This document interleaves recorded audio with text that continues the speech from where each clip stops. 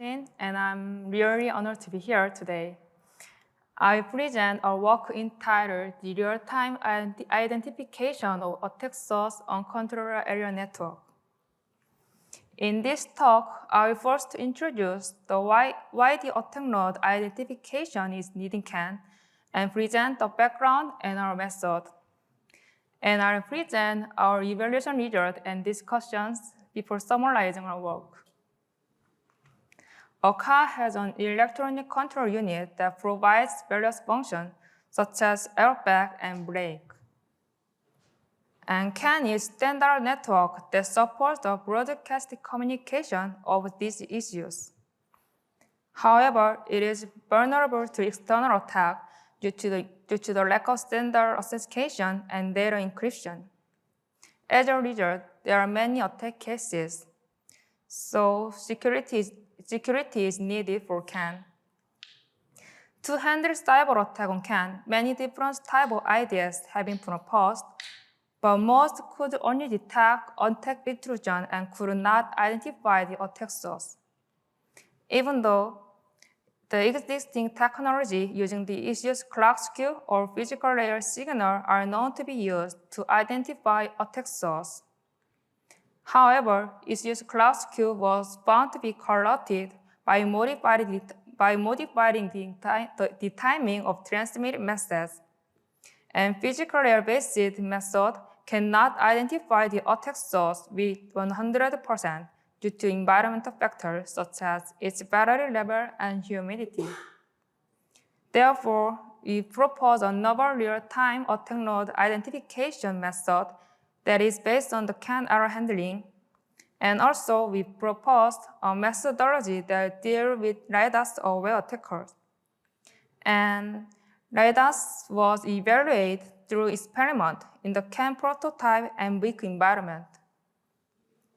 Next, I will explain some background before presenting our method. This slide shows the error handling method of CAN. According to the error handling method, an error frame is used to transmit when each issue detects an error on the bus, such as active error frame and passive error frame. And all issues have error counter registers called TEC and REC. The issues we transition the error state according to the value of this error counter. There are 3 error states, especially the passive state is state with frequent error, so there is a penalty for message transmission. The penalty is to have 8-bit suspend transmission latency between successive frame transmission. Now we are going to introduce the priority reduction. The priority reduction can only be found in the error passive state. Let me show the priority reduction with this figure. There are 3 messages with different priority and the issues with different error state. First, the issue A in the active state transmits the message. If the transmission fails due to a bit error, an error frame is transmitted immediately, and it's tried to resend the failed message. At this point, even if messages from other issues are also tried to be transmitted, however, IDA message will be transmitted first because of message priority. And in a similar situation, when an issue in a passive state fails to transmit a message, it cannot perform the transmission attempt immediately because it should wait for penalty time, which is known as the suspended transmission time for retransmission. During the waiting time, lower priority message can be transmitted on ID CAN bus. As a result, when IDV fails to transmit, it can retransmit the message after lower priority messages are sent first. This is the priority reduction. Now I will present our method. RIDAS is designed to deal with 2 attack models, a naive attacker and a RIDAS-aware attacker. The naive attacker is an attacker that has no knowledge of RIDAS and use the default setting of the CAN controller to perform attack. Next, the RIDAS-aware attacker is an attacker is throwing CAN controller's function to evade RIDAS. The RIDAS-aware attackers utilize three evasion methods to prevent the compromised attack source issues from entering an error passive state by manipulating TC. First, reset the CAN controller to reduce the increased TC to 0. Second, set the one-shot mode not to retransmit failed message. Lastly, an attempt to rapidly transmit message to quickly reduce the increased TC.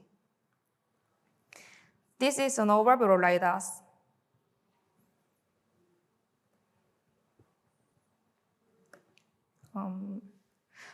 RIDAS is designed to operate after existing IDS attack on attack message. Since our work focuses on attack node identification, so the design of IDS is out of scope for our research.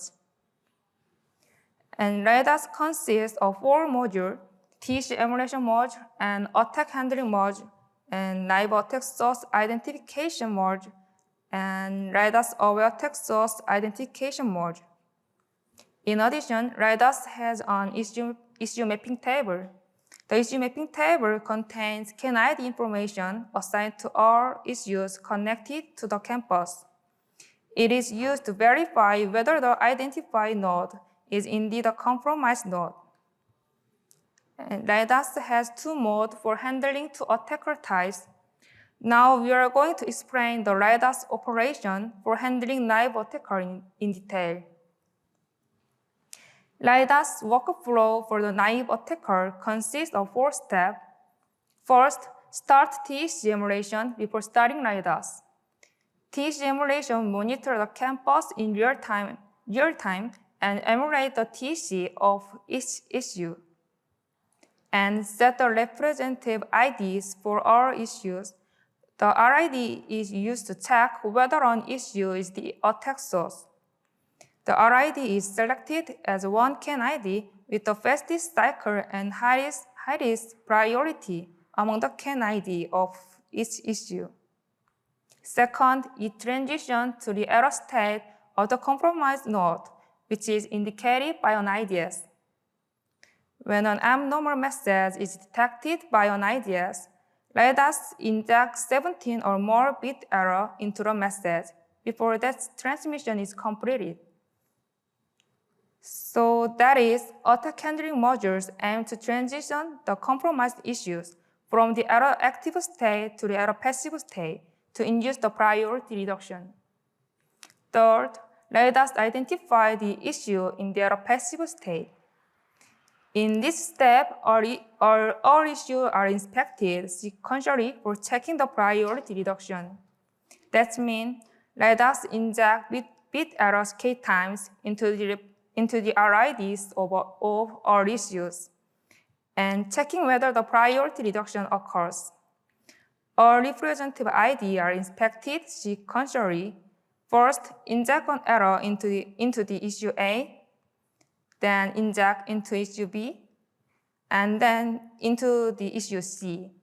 In this identification step, if RIDAS observes the priority reduction on a specific representative ID, RIDAS can identify the attack source by mapping the representative ID and the issue using the issues mapping table. Lastly, before restarting RIDAS, T is reduced by generating a remote frame or UDS frame for the issues whose TC is increased by RIDAS. This step is necessary to ensure that normal issues does not enter a burst-off state. Now we are going to another mode of RIDAS that can deal with the RIDAS-aware attackers. The last module is designed to handle RIDAS-aware attackers. As I mentioned before, there are 3 evasion ways of RIDAS identification. In the case of CAN control reset, last module can detect a change in the transmission cycles of certain CAN packet. And in the one-shot mode, it is identified by detecting messages that are not retransmitted. Lastly, in the fast message transmission, whenever 8 fast messages are detected, a bit error injected by last module to restore TEC of the compromised node to its original value. We evaluate RIDAS on 2 environments. First, we constructed a campus prototype, and the configuration is shown in the figure. The campus prototype consists of 10 Arduino Uno and emulating 10 issues. And RIDAS consists of 2 CAMPICO and 2 Arduino Uno. Second, we experiment with a real vehicle using a Hyundai Avante CN7. Now we are going to present evaluation result of RIDAS. First, we show the evaluation result of an AH module. Even though RIDAS operates continuously, an AH module prevents entering the issue into the bus-off state. This figure shows the issue's TEC, which is the target of RIDAS. As shown in the figure, TEC change varies depending on the presence or absence of an AH module. If a bit error are continuously injected into a specific message without the AH module, the burst-off state can be caused by RIDAS. However, when there is an AH module, the burst-off state can be avoided by reducing TEC to the baseline before restarting RIDAS. Next, we evaluate the identification rate or RIDAS. We conducted the experiment in various bus roads. As shown in the figure, when the bus load is 70%, 7 to 8 error injections are required. And in the case that the bus load is 90%, 3 to 4 injections are required. As a result, the priority reduction is highly depending on the bus. The identification time does not exceed 500 in Avante CN7. From now on, we will show the evaluation result of RIDAS that handle RIDAS-aware attackers. If the RIDAS-aware attacker reset the compromised issues can control critically or set it to one-shot mode, the message cycle of the compromised issue is changed significantly. As a result, the rushing module can detect RIDAS-aware attackers. Now we are going to provide discussion and limitation regarding RIDAS. First, the IDS used for RIDAS is able to detect an attack message before transmission of the attack message is completed. In addition, if there is an attacker who directly manipulates the TEC, RIDAS cannot identify the attacker because it cannot force the compromised issue to enter the error passive state. Lastly, only an attacker using a masquerade attack can be identified by RIDAS.